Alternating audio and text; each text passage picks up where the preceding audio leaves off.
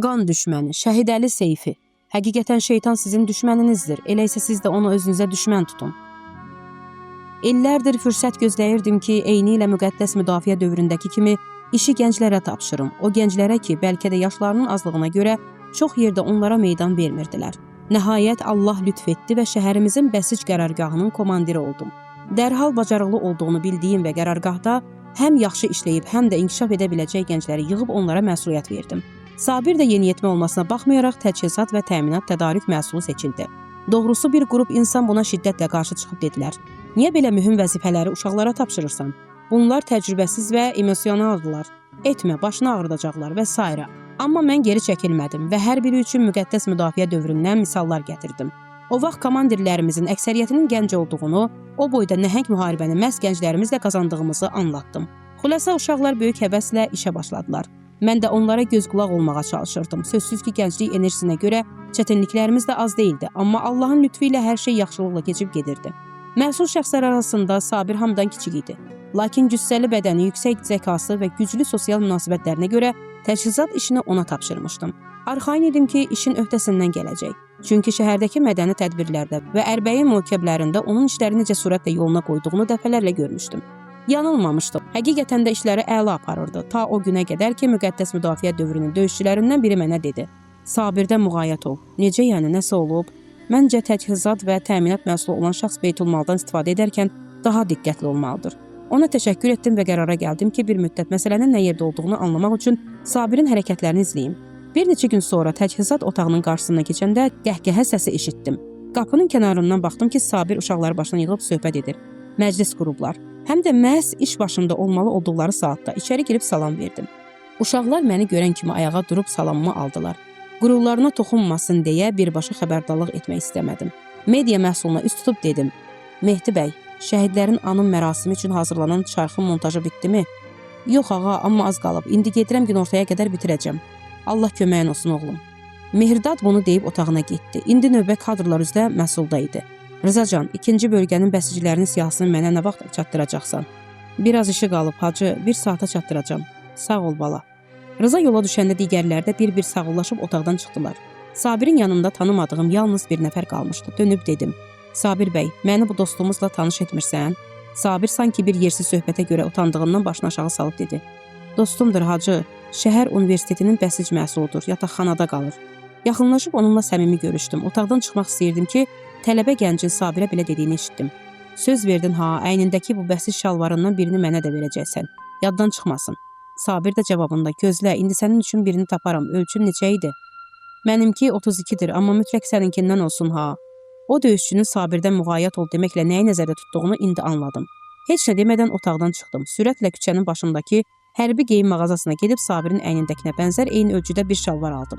Şükür ki, qaydanda o tələbə hələ Sabirin otağında idi. Sabiri pərt etməmək üçün sözü elə dedim ki, o şübhələnməsin. Yazıq uşaq təəccüblə o şalvarı mənə qaytarıb yenisini alarkən dedi. Niyə özü gəlmədi, sizi göndərdi? Güldüm və dedim. Savabı bizə çatdı, pistir bəyəm. Tez sağollaşıb uzaqlaşdım.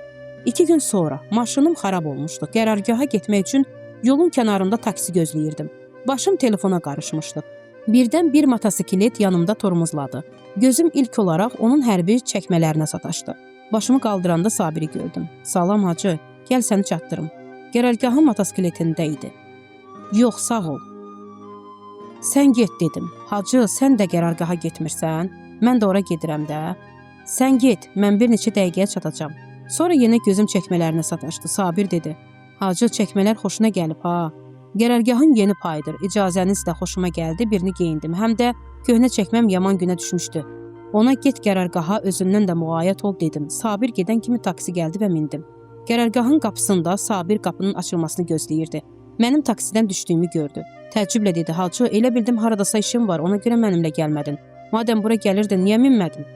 Güldüm və dedim, motosikleti dayanacağa qoy, otağıma gəl, sənə sözüm var. Komandirlik otağı.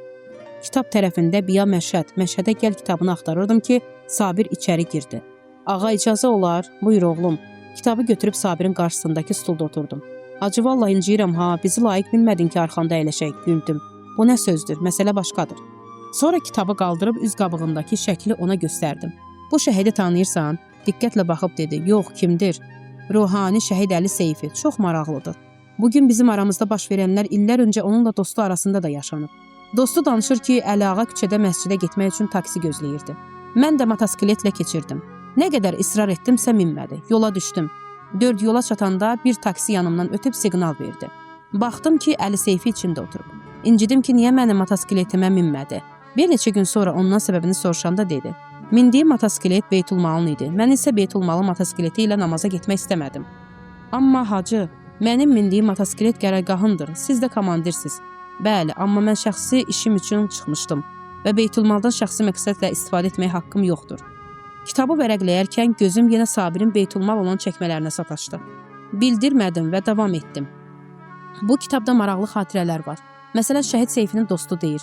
Əliağanın çəkmələri təzə idi, mənimki isə köhnə. Bir gün mənə dedi ki, gəl çəkmələrimizi dəyişək. Səbəbini soruşdum, əvvəl demək istəmədi. Çox israr etdikdən sonra dedi. Əməliyyat yaxındır, istəyirəm şəhid olsam köhnə çəkmələrlə şəhid olum ki, heç olmasa kimsə bu təzə çəkmələrdən istifadə edə bilsin. Bunlar Beytulmaldır, Beytulmala zərər verməməliyik. Sabir güldü və dedi, hacı, sənin üçün ölərəm. Heç kim sənin kimi adamı səhvinin üzünə belə gözəl vurmağı bacarmır. Məsələn, o gün uşaqlarla yığışıb söhbət edəndə çox gözəl anladım ki, mənə həmin saatda bunun səhv olduğunu deyirsən.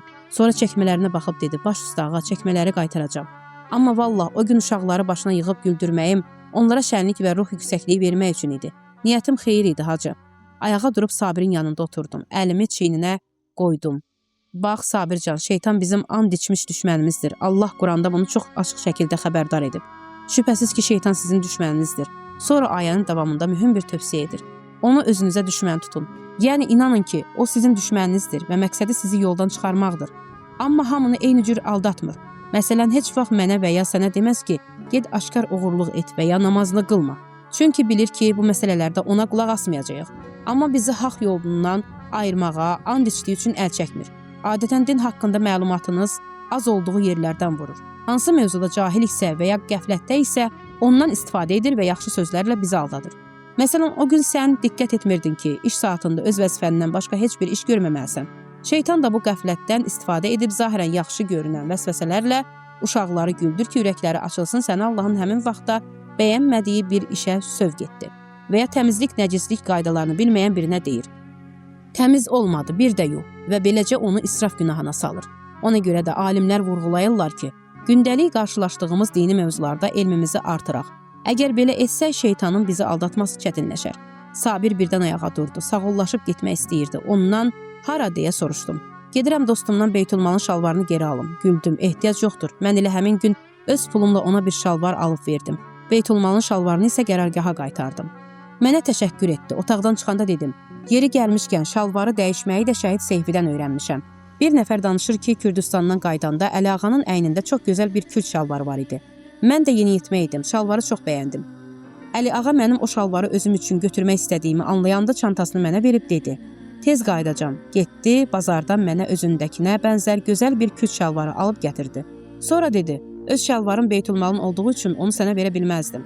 Sabir qapının ağzında dayanıb dedi. Nə maraqlı şəhid imiş. Yaxşı, bəs kitabın adı niyə Məşhədə gəldir? Güldüm, çox maraqlı bir hekayəsi var, amma deməyəcəm, get özün oxu. Qəhqəhə çəkib dedi, mütləq bu düşmənlə yeni şeytanla mübarizə aparmaq üçün şəhidlərlə daha çox ünsiyyətdə olmalıyam. Siz də xahiş edirəm, Qədr gecəsi mərasimində mənə dua edin. Bəlkə sizin o pak nəfəsinizlə bizim də sonumuz şəhadətlə bitsin.